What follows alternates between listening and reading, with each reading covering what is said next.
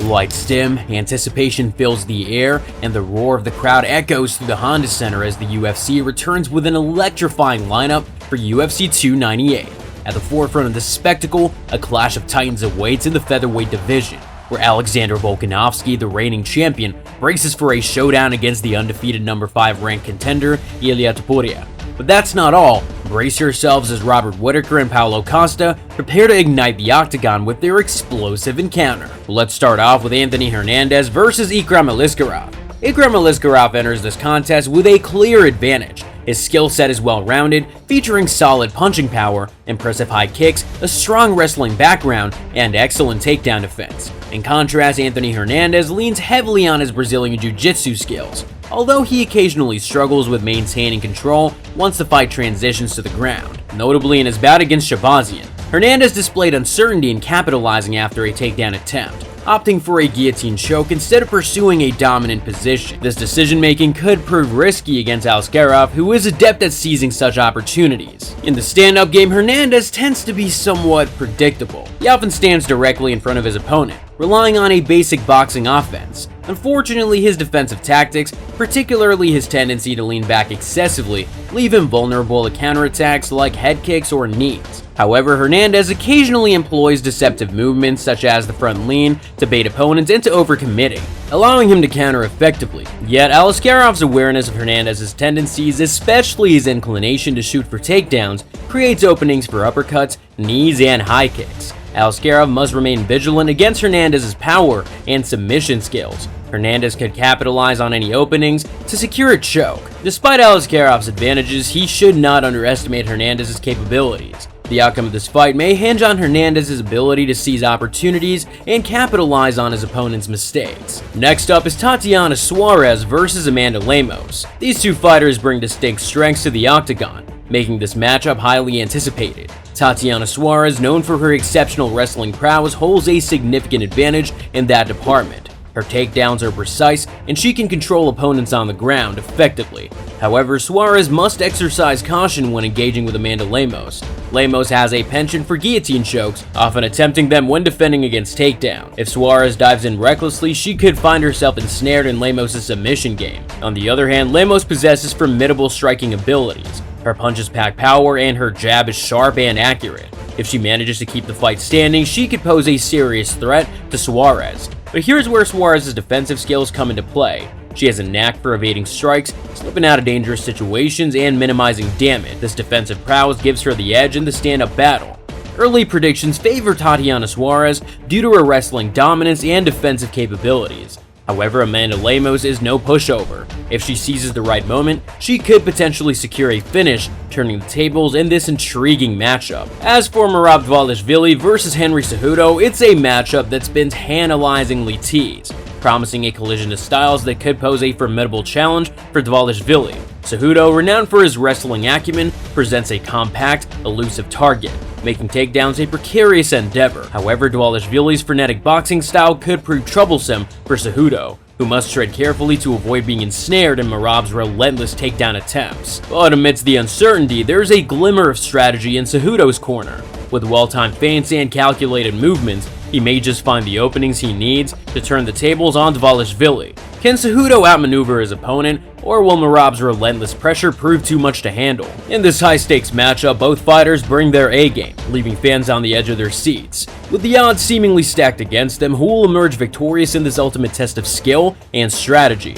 Only time will tell as the tension mounts and the countdown to fight night begins. Also, appearing in the HJR experiment along with Quentin Rampage Jackson and Frank Mir, Henry Cejudo admitted that a loss against Merab Dvalishvili may mean the end of his pro MMA career for good. Cejudo initially retired following a TKO victory over Dominic Cruz back in 2020.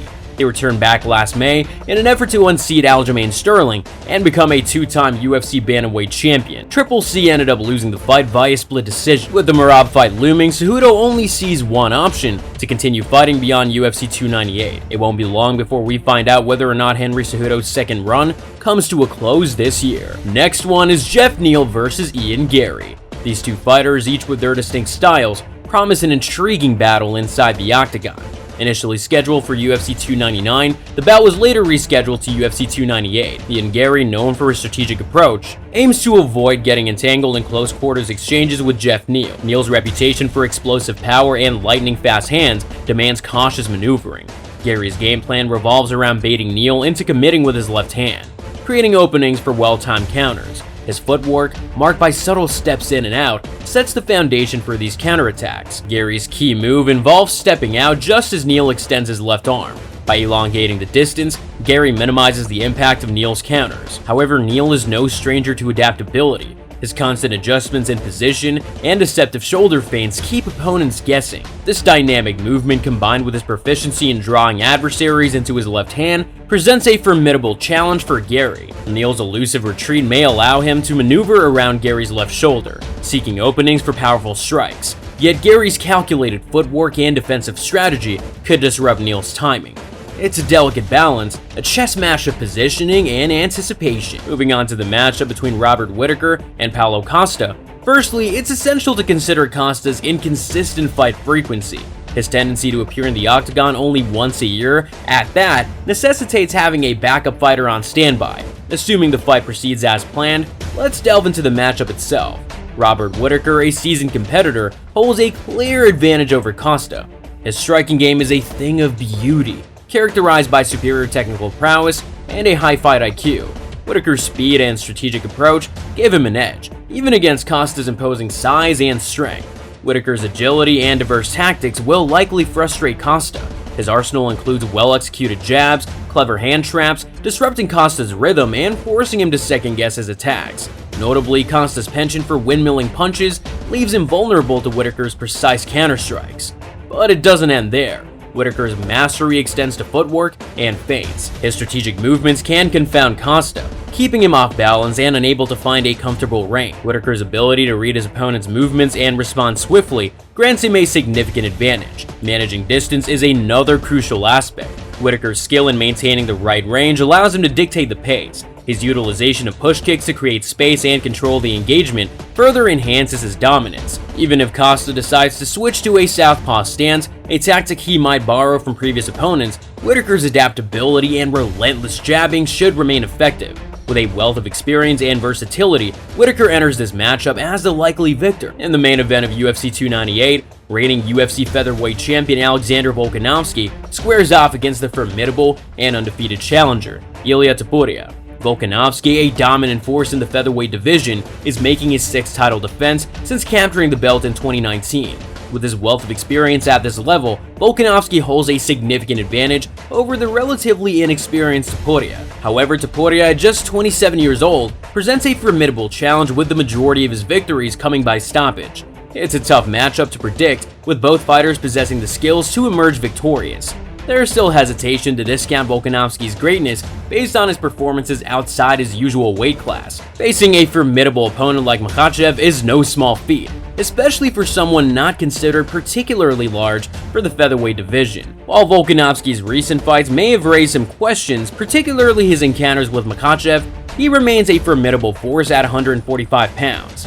The lead-up to this fight raises some concerns about Volkanovski's readiness. The timing of his recent fights may not be ideal, with the rematch against Makhachev on short notice, followed closely by this bout against a hungry and unbeaten contender like Topuria. This rushed schedule is not typical for a champion, especially one facing such formidable opponents. Nonetheless, Volkanovski's resilience and determination cannot be discounted, but his approach may carry risks. Topuria represents a significant challenge for Volkanovski. With his diverse skill set, including impressive boxing, solid takedown defense, and a dangerous submission game, Topuria has earned a shot at the title through a traditional path of climbing the ranks. In contrast, Volkanovski finds himself in unfamiliar territory, rushed into high-pressure situations despite his status as the reigning champion. Despite the challenges, betting against Volkanovski in a featherweight title bout requires caution. Topuria's rise through the ranks has been impressive, but facing a seasoned champion like Volkanovski is a considerable step up in competition. The odds may favor Topuria given the circumstances leading up to the fight, but Volkanovski's experience and skill cannot be overlooked. Ultimately, Topuria's size, versatility, and finishing ability make him a compelling choice, albeit a risky one. Betting on Topuria at favorable odds could prove to be a wise decision especially considering his potential to upset one of the greatest featherweights in UFC history. As the final bell rings and the sounds of combat fade into the night, UFC 298 will leave an unforgettable impression on the hearts and minds of fight fans all across the globe. From the first bell to the last, the Honda Center will host a display of athleticism, guts, and pure resolve. After the spectacular contest, the dust will settle, but the memory of the night's action will remain. Each fighter, whether successful or defeated, will leave the octagons with their heads held high, knowing they gave their all in their quest of greatness. For others, UFC 298 will be a triumphant return to glory, with champions defending their championships and emerging stars carving their own road to recognition. Others may see it as a sobering reminder of the ruthless nature of combat sports, where triumph and failure can frequently be decided in a single minute. Despite the wins and hardships, one thing will stay constant: the unyielding spirit of competitiveness that unites combatants and spectators alike. As the lights dim on another spectacular night of UFC action, the countdown will begin again, as fans impatiently await the next chapter in mixed martial arts history. Until then, we'll say goodbye to UFC 298, but the memory of this historic event will last for centuries.